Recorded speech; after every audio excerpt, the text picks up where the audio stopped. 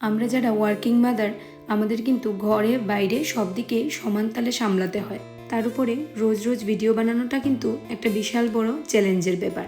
খুব শখ না থাকলে এভাবে কন্টিনিউ করাটা কিন্তু সত্যি ভীষণ চাপের হয়ে যায়। মাঝে মাঝে মানুষ হিসাবে আমিও ভেঙে পড়ি, মন খারাপ আমারও হয়। মাঝে মধ্যে ভাবি আর কন্টিনিউ করবই না, কিন্তু তারপরেই আমার তোমাদের কথা মনে পড়ে যায়।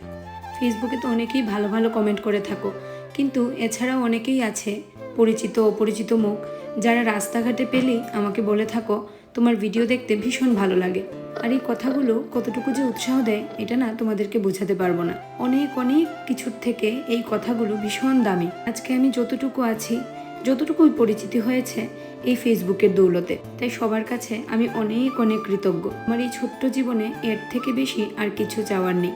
আমার লাস্ট একটি ভিডিওতে স্নিগ্ধা দেবনাথ নামে একজন দিদি কমেন্ট করেছো তোমার নামটা যাতে ভিডিওতে নেই। স্নিগ্ধা, তোমাকে অনেক অনেক ভালোবাসা, খুব খুব ভালো থেকো। তোমরা আমাকে এত ভালো ভালো কমেন্ট করো বলেই আমি ভিডিওটা চালিয়ে যেতে পারছি। তোমাদের সাথে গল্প করতে করতে দেখো আমার রান্নাটাও হয়ে গেছে। আমি সেদিন বানিয়েছিলাম কাঁঠালের গুঁদো। অথেন্টিক কাঁঠালের গুঁদো কীভাবে বানায় আমার ঠিক একটা জানা নেই। আমি কয়েকদিন আগে ফেসবুকে এই ভিডিওটা পেয়েছিলাম, আর এই কাঁঠালটা আমার মামা বাড়ি থেকে দিয়েছিল, খুব ভালো কাঁঠাল। তাই ভাবলাম এই কাঁঠালটা দিয়েই গোদকটা বানিয়ে খেয়ে নেব। কাঁঠাল, আলু, পেঁয়াজ, সামান্য কিছু রসুন, টমেটো আর বেশ কয়েকটা শীতল দিয়ে প্রেসারে সেদ্ধ হতে বসিয়ে দিয়েছিলাম, আর বেশ অনেকগুলোই কাঁচা লঙ্কা দিয়েছিলাম। গোদকটা কিন্তু একটু ঝাল ঝাল না হলে ভালো লাগে না। আর লবণটা অবশ্যই স্বাদ মতো দিতে হবে। 7 থেকে 8টার মতো সিটি দিয়ে দিলেই নামিয়ে এইভাবে স্ম্যাশ করে নিতে হবে।